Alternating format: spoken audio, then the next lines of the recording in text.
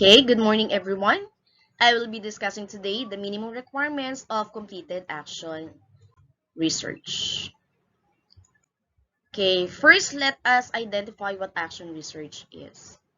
The term action research was coined in the 1940s by Kurt Lewin, a German-American social psychologist who is widely considered to be the founder of his field. The basic principles of action research that were described by Lewin are still in use up to this day. Action research is also a process of systematic, reflective inquiry to improve educational practices or resolve problems in any operating unit, like the schools, the classroom, or offices. Action research is also called ideas in action. Next is let's identify the parts of an action research. Title page, abstract, acknowledgement, context and rationale, intervention, innovation and strategy, action research questions, action research methods. Under these is letter A, participants and or other sources of data and information. Letter B, data gathering methods. Next is discussion of results and reflection, followed by action plan, references, and financial report. So the first part or Roman numeral number 1 is what we call the title page. The title page summarizes the main idea or ideas of your study. A good title contains the fewest possible words that adequately describe the contents and or purpose of your research paper. The title page should contain the title of the research, the proponent's name and member if your action research has more than one proponent, the name of the institution and of the division. The title is without a doubt the part of a paper that is read the most, and it is usually read first. Next, after title page is the abstract. The abstract is a brief summary of the contents of the action research. An abstract should be brief, concise, accurate, coherent, and readable. The abstract should include only information found in the body of the report. The abstract allows you to elaborate upon each major aspect of the paper and helps readers decide whether they want to read the rest of the paper. Next is acknowledgement. Acknowledgement gives you the opportunity to thank all those who have helped in carrying out the research. This is the section or the part of your action research wherein you list everyone who supported the project. Careful thoughts need to be given concerning those who helped, should be acknowledged, and in what order. It is expected that appreciation is given in a concise manner without strong emotive language. Next is consent and rationale. This part contains your classroom story. It contains your reasons for conducting the study by presenting valid and reliable data.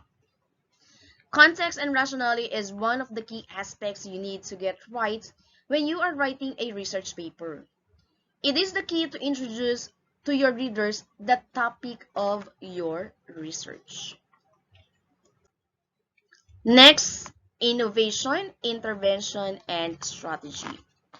This part describes the innovative project or program, intervention program or strategy or stratagem, approach or scheme to be used to resolve a given or give solution to the pressing problem of the study underway. This part also contains the 5 W's and the 1 H. So this part will answer the question, what will you do? What do you want to change? What do you want to introduce in your study to improve the educational problem mentioned in your research? Next part is what we call action research questions.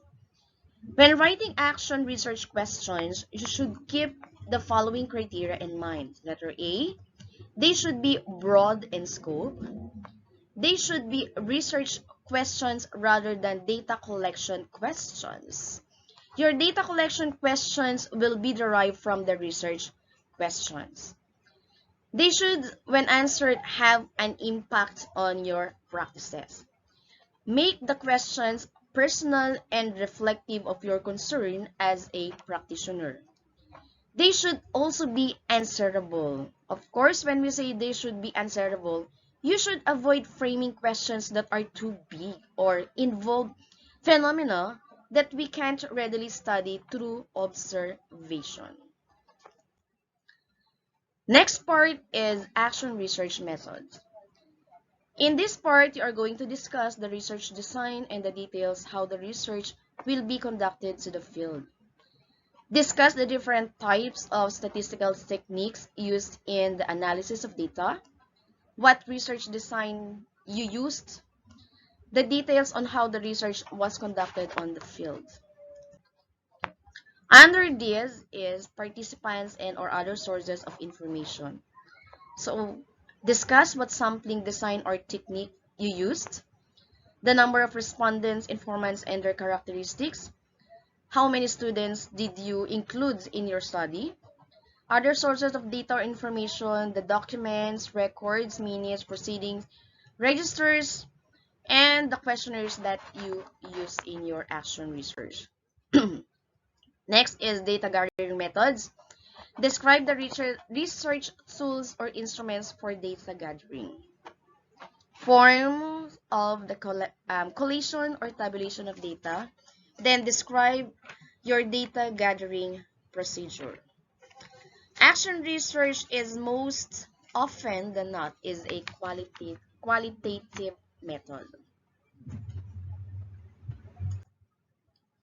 Discussion part. The results section should simply state the findings without bias or interpretation and arranged in a local sequence. The results section should always be written in the past tense. In this part, the researcher should explain what the results means in terms of the variables in the study. The implications of the results should be given. The section should be opened with a clear statement of the support or non-support, if there's any, for the original hypothesis. Action plan. Action plans should be presented in tabular form, comprising activities or strategies, specific timeline including the number of days, persons involved, and the mode of verification. The 10th part is references. References contains the complete list of related literature reviewed should be provided or should be included. The reference list should be compiled using APA standards. 12 up to 18 references should be listed in this part. Next is the financial report. Financial statements are written records that convey the financial activities and conditions of the entire research process. This slide was originally taken from the seminar of Dr. Christian J. Y. Ilagan, the Education Program Supervisor of English, on the seminar Parts of an Action Research conducted by the SDO Caloocan CID-led capacity building on technical assistance provision of teachers in action research writing. These are the references that I use on my slide. Okay, so that's all. Thank you for listening to my discussion.